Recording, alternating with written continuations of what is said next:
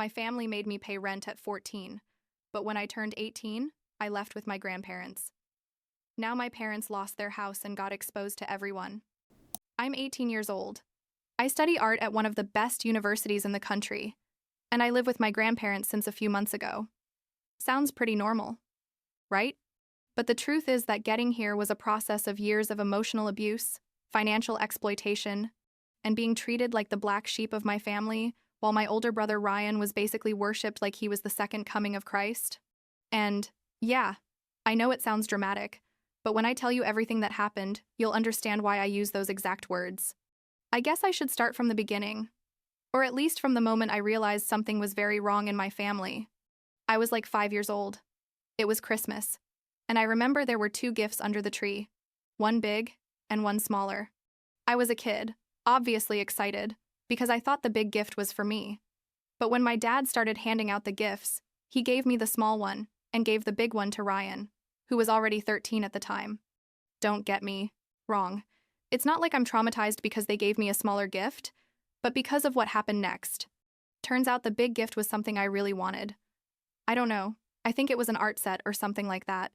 And when Ryan saw it, he said he wasn't interested in it at all. And I, being an innocent kid, thought that maybe Dad had made a mistake and would give it to me, but no. My father literally took the gift I already had in my hands, snatched it from me in a super rough way, and gave it to Ryan, telling him it was the best gift and to take good care of it, even though Ryan had said he didn't want it. I started crying, obviously, and my mom told me to stop being dramatic and ungrateful. But what I remember most about that day is that my grandparents, my mom's parents, were there and they looked super uncomfortable with the whole situation. A few days after that Christmas, my grandparents came to the house with something huge wrapped up, and when I opened it, it was one of those really nice dog houses, wooden, painted, and everything. We didn't have a dog, but my grandparents told me it was my special space, that I could decorate it however I wanted and put my things there. Sounds weird, I know, but for me it was like having my own place where nobody bothered me. My parents thought it was ridiculous, but they left it in the backyard, and from that day on, my grandparents kind of became my real support system. They visited me often, took me to their house on weekends, bought me art supplies because they knew I loved drawing and painting, and they were basically the only people who made me feel like I was worth something. Fast forward a few years. When I was 13, my parents decided we would move to a new house, much more expensive, and in a better neighborhood. Why? Because Ryan was going to start college and they wanted him to have the best possible environment to study when he came home on weekends. I mean, we moved to a house we could barely afford, so my brother would be comfortable when he didn't even live with us full time. I had to leave my school, my friends, everything. But nobody asked me how I felt about it. The new house had 4 bedrooms, one for my parents, an office for my dad because he and my mom are college professors.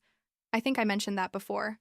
A huge room for Ryan, and a tiny room for me that was basically the size of a closet. I could literally touch the 2 opposite walls with my arms extended. I'm not exaggerating. That same year. For Ryan's birthday, I had saved money from my allowance, which was super small compared to what they gave him, and I bought him a watch that cost me like $150. It was a nice watch. Nothing fancy but not cheap either, and I was super proud of having bought it with my own money. When I gave it to him, Ryan seemed genuinely happy. He hugged me and told me it was very nice. But then my dad saw it, asked me how much it cost, and when I told him, he started yelling at me saying they had no right to spend that much money on nonsense, that I was irresponsible, and clearly didn't know the value of money. Then he took the watch from Ryan and told me to return it to the store. Ryan tried to defend me, said he wanted to keep the watch, but my dad told him to shut up and not to accept gifts from someone as irresponsible as me.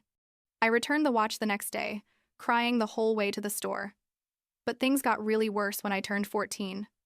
That day, on my birthday, my parents sat me down in the living room and told me I was old enough to start working and earning my own money. They didn't present it as an option. They told me as an order. From that moment on, I had to pay for my own clothes, my art supplies, my outings, everything. Meanwhile, Ryan kept getting everything paid for: his college books, his apartment near campus, his food, his gas, everything. I was 14 years old and my parents forced me to get a part-time job at a coffee shop near school. I worked after classes and on weekends, and all the money I earned barely covered my basic needs. What happened next was even more horrible. Turns out my grandparents found out that they had forced me to work as a minor, and they went to confront my parents. There was a huge argument. My grandparents yelled at them how dare they treat their own daughter like that Ryan was an adult and I was a child, and that if they needed money they could help but not to use their granddaughter as a source of income. My parents got super defensive, said they were teaching me responsibility, and that my grandparents had no right to interfere in how they raised their children. The argument ended with my grandparents leaving the house furious, but before leaving, my grandmother hugged me and whispered in my ear that she would always be there for me. I thought things couldn't get worse, but I was wrong. Like 2 weeks after that argument, my parents told me that either I started paying rent for my room or I had to leave the house. I was 14 years old. 14. And they were charging me rent. I asked them how much they wanted, and they told me $400 a month. $400 that I had to get from my part-time job at a coffee shop while still going to school. I don't know how I managed it. Honestly, I think I worked like 25 hours a week, which was technically illegal for my age, but the coffee shop owner was a friend of a friend and turned a blind eye to the hours. I paid them rent every month, on time, while Ryan kept living for free in his apartment near the university that they paid for completely. Things with Ryan were weird because he wasn't a bad person to me. You know? Like, he saw that they treated me differently, but he never said anything. And I think partly it was because he was so stuck in his bubble of privilege that he didn't realize how bad things really were. When he came home on weekends, which was often, my parents basically stopped talking to me and all their attention was on him. They asked him about his classes, his friends, his plans, and if I tried to participate in the conversation, they ignored me or told me to shut up because they were talking to Ryan. When Ryan was like 22 or 23, he met a girl, fell in love super fast, and decided to marry her. They went to Las Vegas and got married there without telling anyone. They only announced it afterwards.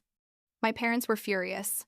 Not because Ryan had gotten married so young, but because he hadn't asked their permission first. From that moment, they started interfering in his marriage in super toxic ways. They told Ryan that his wife wasn't good enough for him, that she was only with him for money, even though the girl had her own job and her own life. They called Ryan all the time, sometimes like 10 times a day, asking him where he was, what he was doing, why he didn't come visit them more often. Ryan's wife started getting fed up. Obviously. And told Ryan he had to set boundaries with our parents or she was leaving.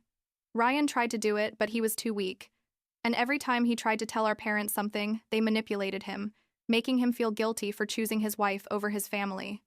In the end, after like 2 years of marriage, Ryan's wife divorced him, and my parents were happy about that. They literally celebrated when Ryan told them. I felt bad for Ryan, honestly, because I could see he was devastated. But at the same time, I thought maybe now he would understand a little bit what it felt like to be treated badly by our parents. When I was 18, I was still living in that house paying rent, still working like crazy to support myself, and I was in my last year of high school about to have my final exams. Ryan had already gotten divorced and had moved back in with our parents because he couldn't afford his own apartment. One day, I came home after school and my parents told me I had to pack all my things and leave the house in less than a week. I asked them why, and they told me Ryan needed my room because his was too noisy or something like that.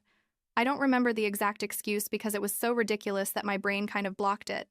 I told them I had final exams in 2 weeks and that I couldn't move right at that moment, but they didn't care. My dad told me, verbatim, "If you don't like it, you can live on the street. I don't care." Just like that. Those exact words. I called my grandparents crying, explained everything to them, and they told me to pack my things immediately and move in with them. My grandparents lived in a super nice house like an hour away, like one of those classic houses with a big yard and porch, and they welcomed me with open arms. They helped me move all my things, which weren't many, honestly, because I never had that much to begin with, and from that day, I lived with them. My parents didn't even say goodbye when I left. They were watching TV in the living room, and when I walked out with the last box, they didn't even turn to look at me. Living with my grandparents was like breathing fresh air after drowning for years. They treated me with love, with respect. They asked me how I was. They were genuinely interested in my art and my plans for the future. They let me turn one of their extra bedrooms into my art studio. They bought me supplies. They supported me when I got super nervous about final exams. And here comes an important part. After I moved in with them and stopped paying rent to my parents, Like 2 months later, my parents showed up at my grandparents' house, begging for money. Turns out without my rent, they couldn't pay the mortgage on their expensive house they had bought for Ryan, and they were about to lose the house. My grandparents let them in, mostly so I could hear what they had to say, and they basically spent an hour begging for financial help. They didn't apologize to me. They didn't admit they had treated me badly. They just wanted money. My grandparents told them no, that they had made their choices and now had to live with the consequences. Then my dad looked directly at me and told me I was selfish, that it was my fault they were in that situation because I had decided to leave, and that I owed them help after everything they had done for me. I sat there, processing that he was blaming me for their own financial irresponsibility, and before I could respond, my grandmother exploded. My grandmother, who is normally the calmest and sweetest person in the world, yelled at my parents that they were a couple of failures, that they had abused me my whole life, that they had financially exploited me as a minor, and that they didn't deserve to be parents. She told them that she and my grandfather had decided to change their will, that all the money and properties that were originally going to be for my mom were now going to be for me, and that my parents weren't going to see a single cent of the family inheritance. My parents were in shock. They started yelling that it wasn't fair, that I didn't deserve any of that, and my dad called me a bunch of horrible names. I'm not going to repeat here. My grandfather physically threw them out of the house, like he pushed them toward the door, and told them to never come back. After that, things calmed down for a while. I was focused on finishing high school. I had applied to several art colleges, and I was waiting for responses. When the acceptance letter from the best art university in the country arrived, I almost fainted from happiness. My grandparents cried with joy with me, we celebrated with a special dinner, and they told me they would pay all my tuition and expenses so I could focus completely on my studies without having to work. I cried for hours that night. I couldn't believe I finally had a real chance to follow my dreams without the burden of financial exploitation. I thought my parents would leave me alone after all that. But Ryan contacted me like a month after I started college. He sent me a message asking me to meet up, said he needed to talk to me about something important. I hesitated a lot but finally agreed to meet him at a neutral coffee shop. When he arrived, he looked bad, like stressed and tired. And after asking me how I was and making awkward small talk for like 10 minutes, he finally told me why he wanted to see me. He needed money. His girlfriend, he had a new girlfriend at that time, was pregnant, and he didn't have enough money to support her and prepare for the baby. He asked me to lend him like $5,000, said he would pay me back eventually, but that he really needed my help. I stared at him, unable to believe what I was hearing. I asked him why he thought I had that money, and he said he knew the grandparents were paying for everything, and that they had probably given me extra money. I told him that even if I had that money, which I didn't, I wouldn't lend it to him after years of watching him receive everything while I received nothing, and never saying a single word in my defense. He got super defensive, said it wasn't his fault how our parents had treated me, and I exploded. I told him everything I had wanted to tell him for years, that he had been a coward, that he had stayed silent while I was abused and exploited, that he had enjoyed all the privileges without ever questioning if it was fair, and that now that he needed help, he came to me as if we were a normal family that supports each other. Ryan was quiet for a moment and then told me something that surprised me. He told me that our parents had ruined his marriage on purpose, that he had realized that after the divorce, and that he had started to see all the toxic things they did. He said he understood I was angry and that I was right about everything I had told him, but that he had also been a victim of our parents, just in a different way. I told him his victimization didn't excuse his complicity in mine, and that I wasn't going to give him any money. I got up and left the coffee shop, leaving him sitting there. Apparently, after that conversation, Ryan went to confront our parents. I don't know exactly what he told them, but basically he called them out for interfering in his marriage, for manipulating him his whole life, and for treating me so badly. My parents told him that I had brainwashed him, that I was a liar, and that everything I said about my childhood was exaggerated. Ryan told them he had been there, that he had seen everything with his own eyes, and that he didn't want to be part of their toxicity anymore. He left our parents' house and moved in with his girlfriend to a small apartment. After Ryan left, my parents finally lost their expensive house. They couldn't keep paying the mortgage without my rent and without being able to manipulate Ryan into giving them money, and the bank took it away. They had to move to a tiny apartment in a low-income area, and from what I heard, my dad had to get an additional part-time job to be able to pay the bills. All of this was told to me by Ryan, who had started sending me occasional messages to give me updates about his life and to try to rebuild some kind of relationship with me. But it didn't end there. My parents, in their desperation and rage, decided to make a Facebook post telling their version of the story. They posted a long post saying I was an ungrateful daughter, that I had left their house for no reason, that I was living off my grandparents' money without working. And here comes the worst part. They said I wasn't really their daughter, that probably my mom had had an affair, and that's why they had never loved me like Ryan. Basically, they called me illegitimate publicly on Facebook for all their friends and acquaintances to see. The post went viral in their social circle, but not in the way they expected. Most of their friends and acquaintances started commenting defending me, saying they had seen for years how they treated me badly, that it was obvious they favored Ryan, and that it was horrible that now they were trying to defame me publicly. Several people commented specific stories of things they had witnessed, like the time my parents made me stay in the car during Ryan's graduation because they said there was only room for the two of them in the auditorium, even though that wasn't true.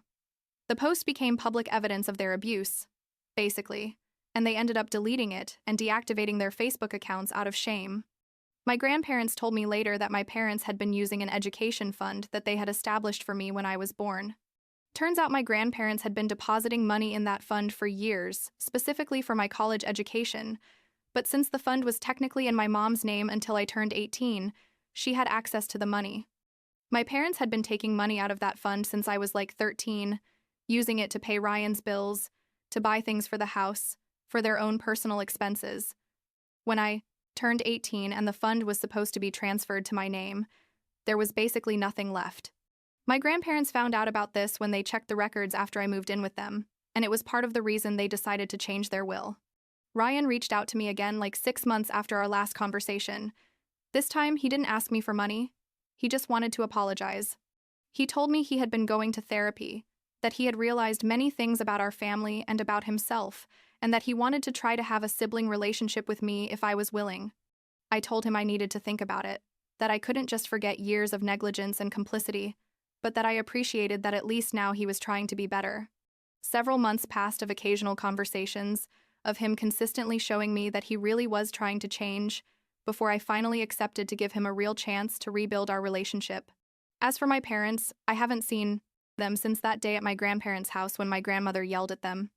Sometimes they send me messages from unknown numbers, because I have them blocked everywhere, asking me to forgive them, saying they're sorry, but never really acknowledging what they did wrong or showing genuine remorse. The messages are always like, "We're sorry if you felt hurt." No, if I felt hurt, they hurt me. There's a difference. Or they say things like, "You were a difficult daughter, but we still love you," as if that were an apology. I always ignore them. Now I'm 18. I live with my grandparents when I'm not in the college dorm. I'm studying art at the best university in the country, and I'm genuinely happy for the first time in my life. I have a small group of friends who are like my chosen family. My professors support me and believe in my talent, and my grandparents continue to be my emotional and financial safety net. Ryan and I are slowly rebuilding our relationship.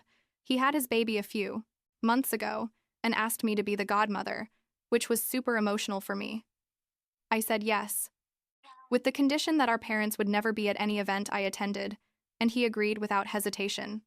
I'm working on my first professional collection of paintings, a series about family and belonging, and I plan to dedicate it to my grandparents when I exhibit it next year. They don't know yet about the dedication. I want it to be a surprise. I still have bad days where I wonder why my own parents hated me so much, why I was never enough for them. But those days are less and less frequent. Therapy helps. My grandparents' love helps. And knowing that I managed to get out of that situation and build a better life for myself also helps. I don't know if I'll ever be able to fully forgive my parents for what they did to me, but I know I don't need them in my life to be happy. And that's enough for now.